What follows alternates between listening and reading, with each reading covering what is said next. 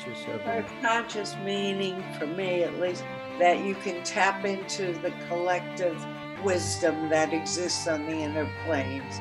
That if we would allow ourselves to become fully aware, enlightened, whatever word you want to, we think holistically first, when we see objectively, and we hold. The more evolved we are, the greater our arm span is in terms of what we hold as valuable. It's a great process to be consciously aware and then to interpret that and to put it into function, so that the personality is what drives you in doing whatever you're doing or the role you take in life. But on the inner side, there's this other understanding of who you are and what you bring to the world. When you're dealing with evolutionary consciousness, first of all, you see your life's purpose is your own growth. And as you grow, your radiance grows, your arena grows. Yeah. And then on the other hand, that you become more altruistic, obviously, in terms of your behavior. So that goes together. Dear brothers and sisters, my warmest welcome to our podcast, Creativity in Crisis. My name is Dr. Glen T. Martin. These series of podcasts have been created in honor of my newest book, The Earth Constitution Solution, Designed for a Living Planet. For a number of years, I've been president of the World Constitution and Parliament Association, an organization working to address our planetary crises and to establish an enduring and liberating world future. I'm also a philosopher by profession who loves thinking, creative vision, and inspiring ideas. In these podcasts, I engage in dialogue with prominent thinkers, activists, scholars who are similarly concerned about the multitude of crises confronting humanity. Are there creative and practical solutions, and how can these be achieved? I hope our listeners will both stay with us and join us in the thought processes that have become an utterly necessary part of our quest to create a decent planetary civilization for everybody. My guest today is Dr. Nina Meyerhof. She is president and founder of Children of Earth, a renowned organization that awakens young people to their inner leadership.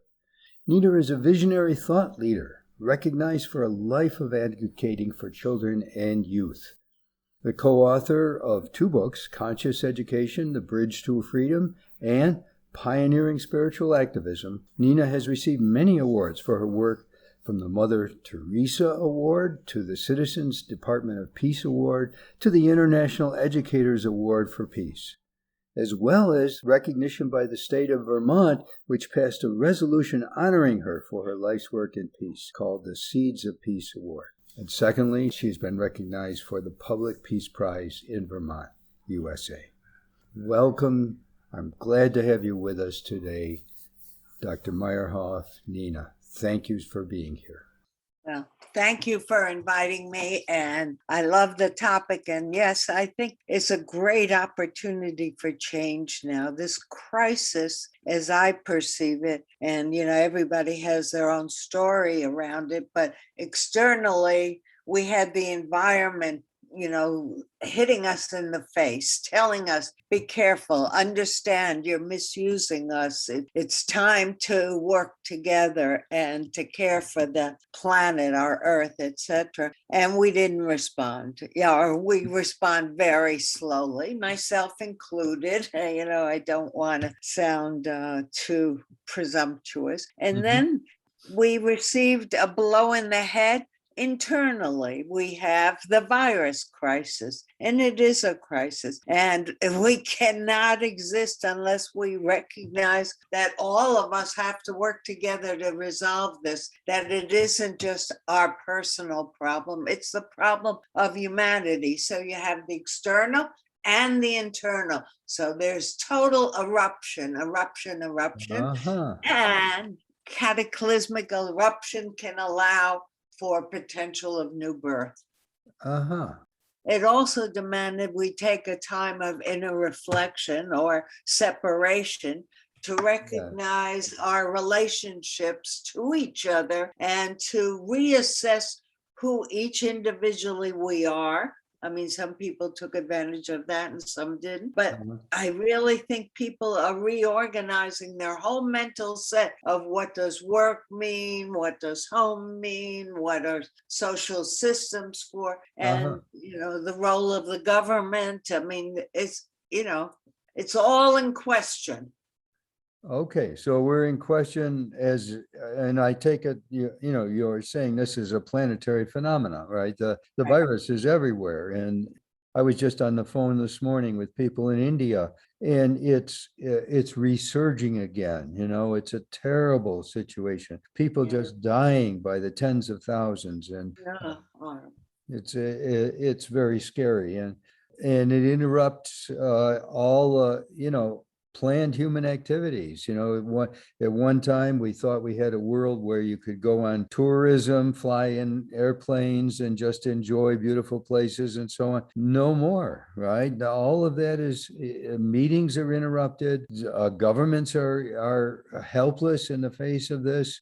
So you're saying we need to think ourselves, our human relationships, in our systems, our societies.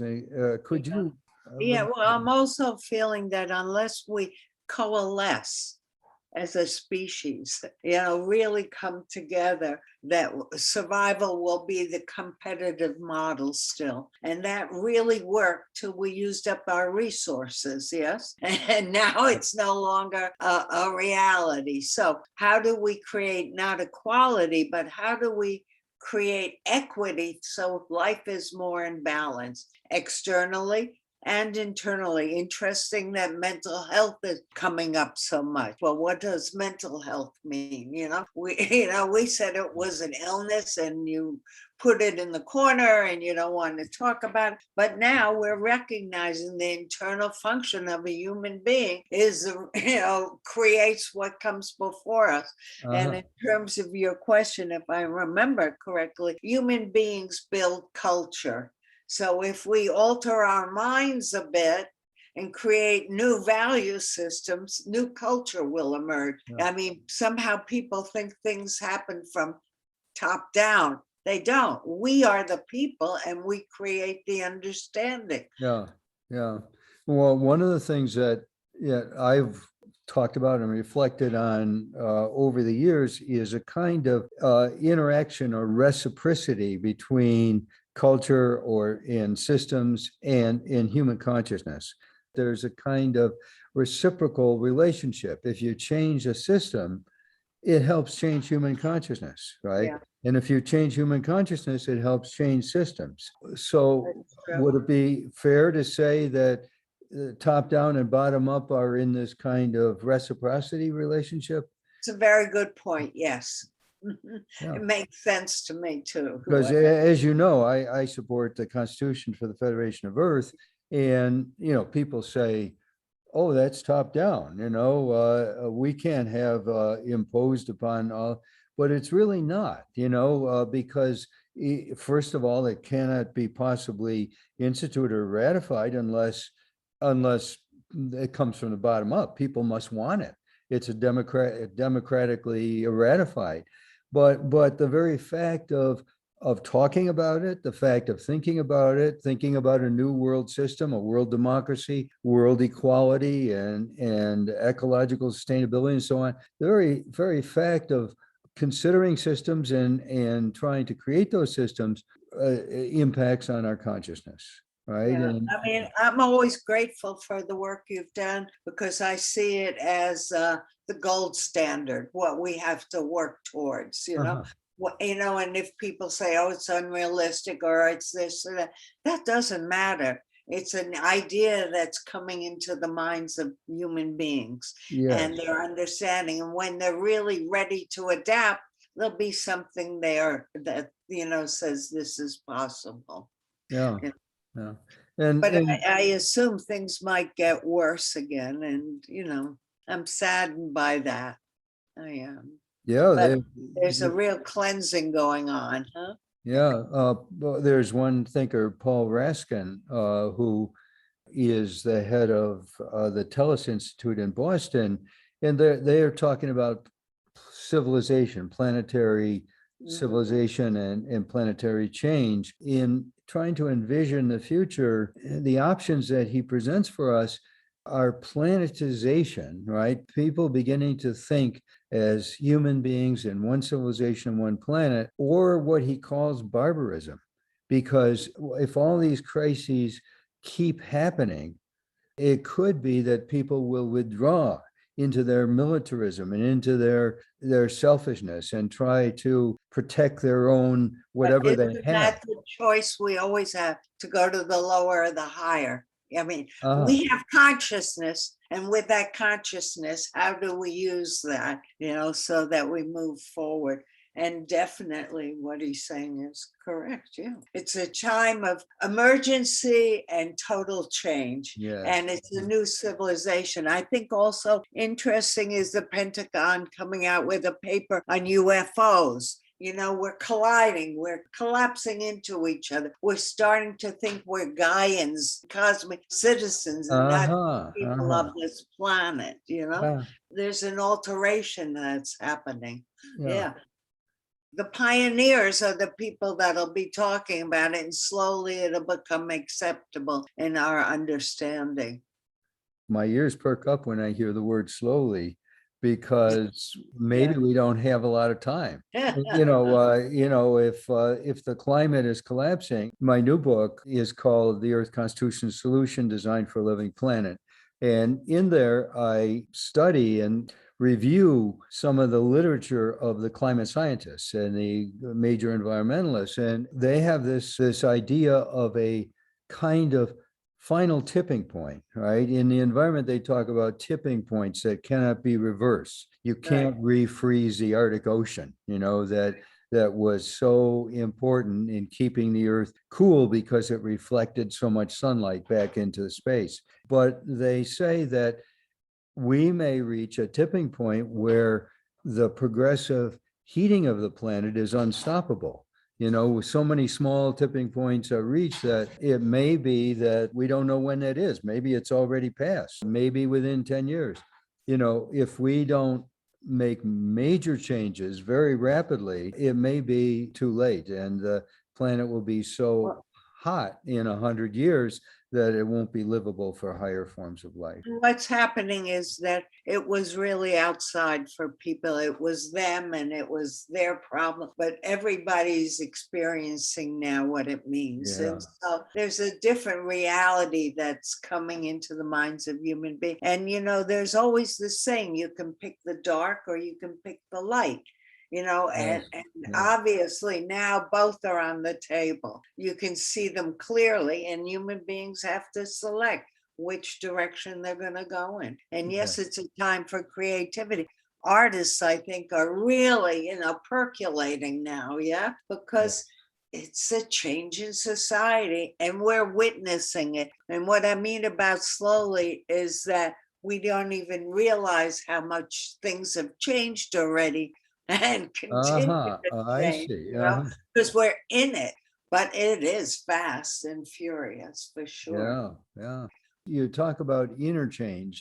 People become conscious of our relationship with other people, conscious of our relationship with the environment. I think in terms of there's a number of thinkers like Ken Wilber who speak of levels of growth, right? Young people are often egoistic, right? They're thinking in terms of me, I'm such hot shit, and so on. And Ken Wilber talks about people growing to ethnocentric cultural level where they begin to see the value of their culture and become good citizens in their culture, but they think their own culture is somehow superior. It's somehow special, right? That's an ethnocentric. And then he says they can move to a world-centric stage where they now become planetary citizens and begin thinking in a planetary way. And then in what you mentioned a little while ago, you used the word cosmic. He says then there are levels of cosmic awareness where people begin to think and feel as citizens of the universe. And somehow we have a cosmic destiny on this planet, and we can be aware of the ground of being or something of that nature, the Buddha nature or Tao.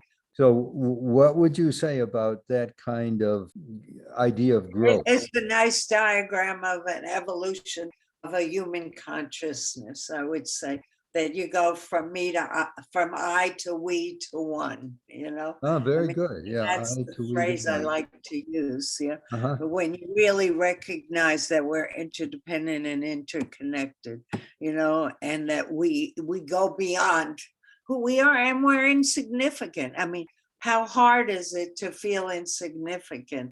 It's really a test, yes, to You mean it? allow Yeah. yourself to be nobody, going nowhere, doing nothing, just being here on the planet, you know?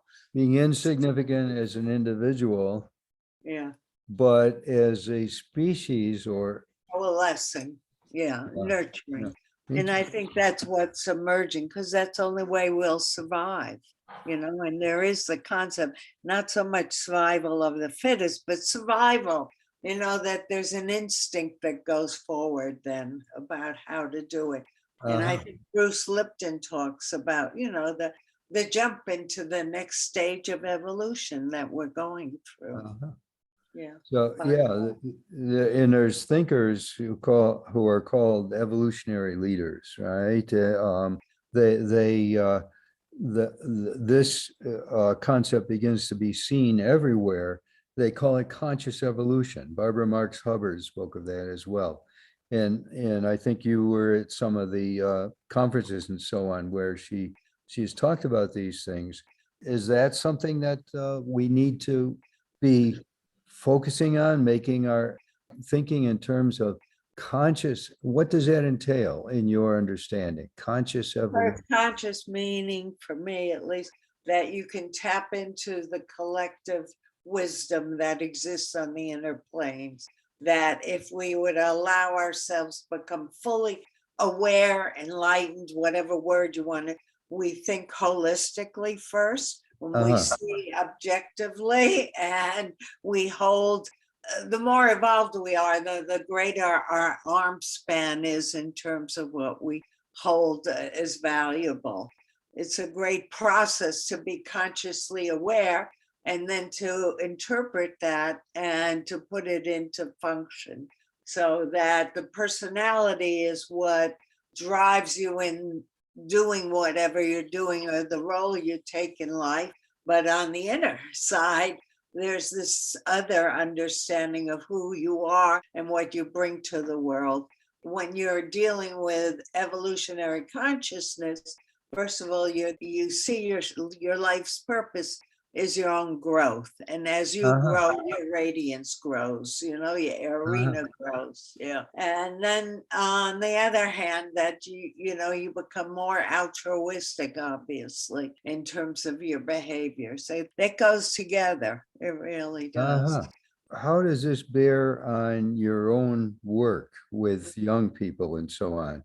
Yeah, well, let me say I did youth work for about 30 years plus in over 100 countries. So, I mean, I've really tapped into it.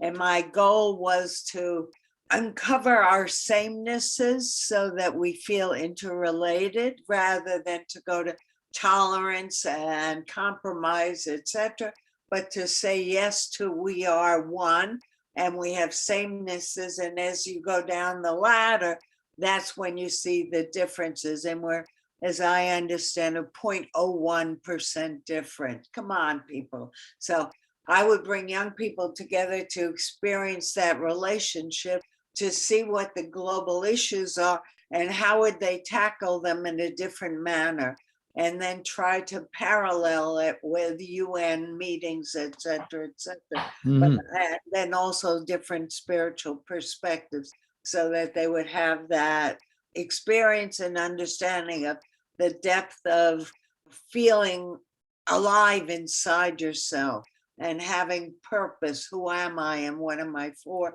You know, comes from an exploration. So I take 50 to 100 kids to India or to Nepal, to Thailand, mix and match and come out with really young leaders, leaders that had broad perspectives. So I've seen in the world where they've gone for running for president of their country, to building 27 schools in the mountains, on and Fantastic. on.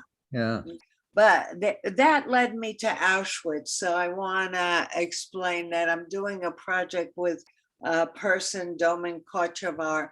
We're partners on this. And what we've been focused on is establishing, if never again, and always remember, what is the lessons that could have been learned and what are the solutions to global issues now.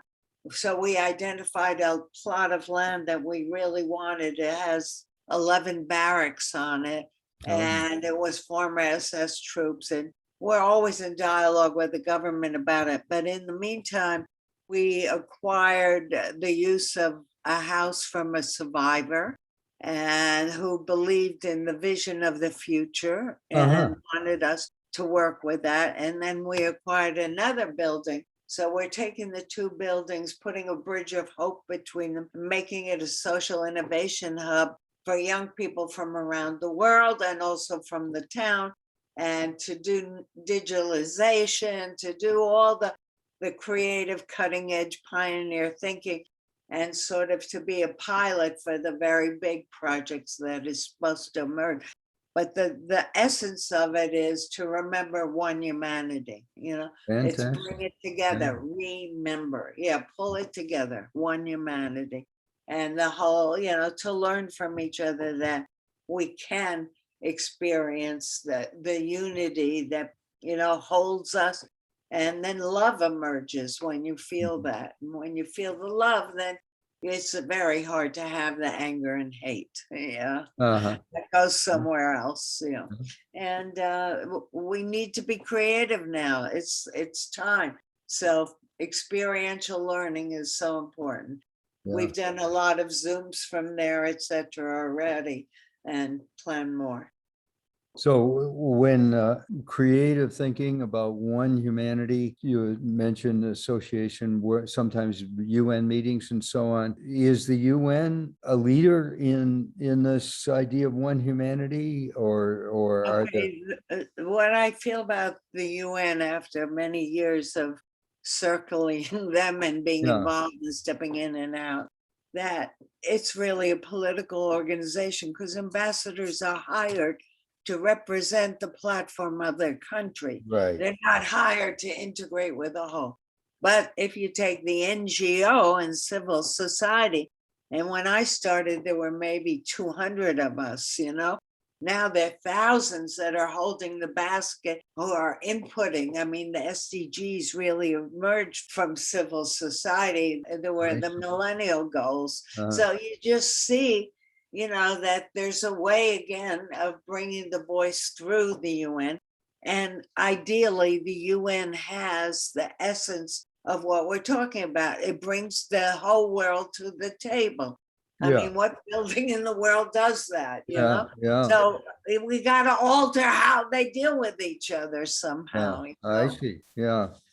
In my new book, I've caused some consternation among some people that are really authentically thinking about one world by its chapter 6, which is a serious critique of the UN SDGs, the Sustainable Development Goals, because it argues that these goals, most of which are excellent, educating women and girls, emphasizing a sufficient income for everybody and getting rid of poverty, clean cities, clean air, getting rid of fossil fuel economy. But the goals are all framed, I argue, within the dominant world system. It doesn't question the system of militarized sovereign nation states. It doesn't question the system of global banking in which the banks give loans to poor countries and get them indebted forever and so on. So you have these beautiful sustainability goals within, I argue, within a framework of a system which is not going to allow them to happen. That's the way it is. It's a circle and a square all the time, and that's why things are cracking open and breaking down. And it's time for change. It's to help people understand now we must do things differently for sure. UN, again, it's only a reflection of the people that run it. And there's been many movements inside the UN to alter how it's run and who's in positions of power and whatnot. And, eventually something will occur, I assume. The nations, as you were saying, they send their representatives with a national interest in mind and so on. And the nations all think of themselves as sovereign. For example, in the Sustainable Development Goals, it actually says that every country, we don't want to question, it says, the fact that every country has sovereign authority over all its internal resources. I point out in my chapter that this means Brazil, under that system, has the legal right to destroy the lungs of the earth, which they're busy doing. Yeah, they're very good at it. Yeah.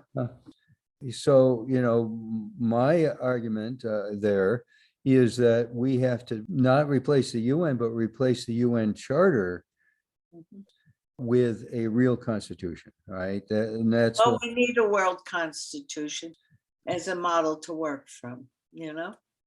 And slowly to loosen our grips on what we think is ours. I mean, sovereign is the same thing as meism and I, Yes. When I spent time in Africa, I would see, tribes were in competition with each other because the Westerners had made borders. If you would allow them to have their original territory, I see. it would have emerged differently. It's like, and who brought them the guns, et cetera, et cetera. But it's time to change the story. New narratives. There's a lot of talk about new narratives now. Yeah. Well, very good. It's been a real pleasure talking with you. I wonder if you might have some final words for our listeners before we conclude. The most important thing is to keep hope and to align with what's good and wonderful so that there's more of a force that's gathering momentum to go in that direction. Fear destroys and hope creates. So let's build a better world together. Very good. To our listeners, I hope you have enjoyed today's dialogue about establishing a living future for the earth and for all future generations. Our podcast has been recorded, and the link will be streamed to multiple social media outlets and posted on my own website at oneworldrenaissance.com. I would love to hear your thoughts and reactions to this exciting conversation. You can email me at gmartin@earthconstitution.world. This podcast has been made in association with Everscope Multimedia. Thank you all so much for listening, and I hope you have a wonderful day and a wonderful week, and that you will join us in Creativity in Crisis at the same time and place next week. Goodbye for now, be well, and God bless.